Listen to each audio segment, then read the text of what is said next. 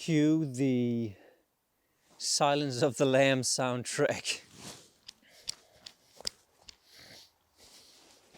Today's project, an A-frame with a 3x3 DD hammocks top using a trucker's hitch, a timber hitch and some Prusik knots to tighten up our ridgeline. But first, cue the Silence of the Lambs soundtrack. Will you set up a tarp with me? I'd set up a tarp so hard. Yeah, that just gives creepy vibes. Enough of that. When setting up camp, always be wary of widowmakers. Widowmakers are dead branches and trees that could fall on you when there's a storm. Look out for those branchy bastards. Let's go. First you need rope. I have this ridgeline already ready to go. And as you can see, I already have my Prusik knots attached. We'll tie this one again so I can show you how it's done. First, find two trees. I've cheated a bit and I have this one and this one. Now the wind is coming. There's no wind at the moment. When setting up an A-frame setup, it's important to set it opposite the wind direction. So if you set your A-frame like this, the wind should come from the side. That's very important because if you don't account for wind direction, you're just creating a wind tunnel. And unless you're planning to film a Michael Jackson music video, you should probably just angle it against the wind instead. So this one will be the timber hitch. This one will be the trucker's hitch. So the difference between knots and hitches: in a knot, you tie two pieces of rope together. And in a hitch, you tie a piece of rope on something, like a post, or in this case, this tree, your timber hitch. So you take this working end under your standing part, over, and then you actually just wrap around. Now the timber hitch is a friction hitch.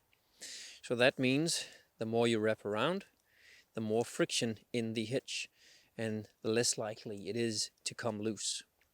Now you can do this about 4 or 5 times, or you can do this the whole length. The beauty of this is the paracord is creating friction amongst itself, but it's also creating friction against the tree bark. But this bad boy ain't going anywhere. So first you want to create a one-directional loop. You do this by just looping it onto itself. Now if I pull this side, it'll come loose. But when I pull this, it's not going anywhere. So this is what we're going to use to tighten our ridgeline. This goes around the tree and into our one-directional loop. Now you can crank it. Just get it as tight as you want.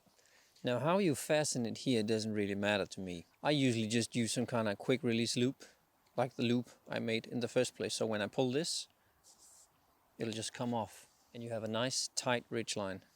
Let's get on to the Prusik knots. I have a Prusik knot just as a piece of rope, and I have a Prusik knot that I tied to a small wooden peg. This is a Prusik knot with a peg in it, and this is just a Prusik knot, just as a piece of rope. I like this version better because making the wooden peg is a bit of a project, and you can put this through the hole of your tarp. Very easy, looks nice. This is also very easy, but you have to put a stick through the Prusik loop and make the stick go through the tarp loop as well.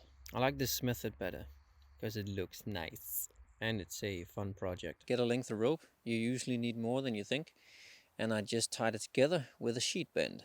Usually when you tie a sheet bend, it's with 2 different thickness of rope, but for our purposes this works just fine. Now you tie it around your ridgeline, looping it into itself until you get what looks like kind of tiny fists holding on. This is also a friction knot. That means when it's like this, you can move it around the ridgeline, but as soon as you apply pressure in one of the directions, it will grip and it won't slide anywhere.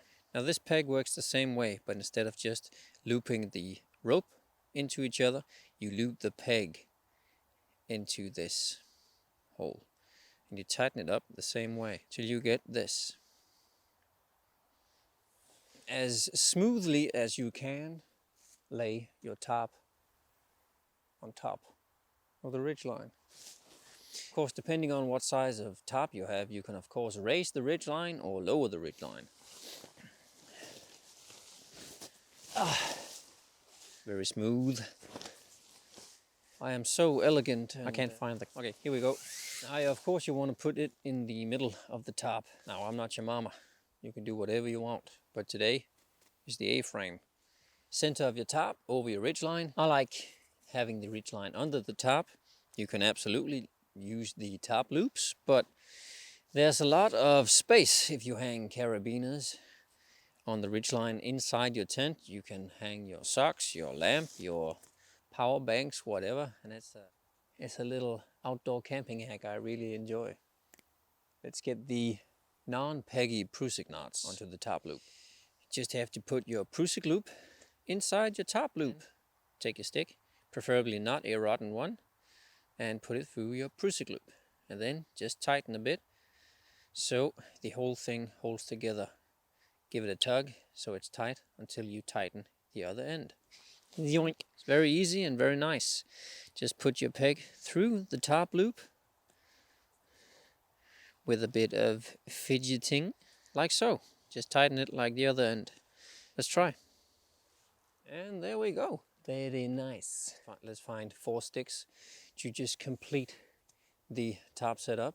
If you have pegs of any kind that you like, use them, but don't just go cutting down live trees. There's more skill in finding fallen wood in the proper state so it can be used. You'll get to know a lot more material that way, in my opinion. Do what you want.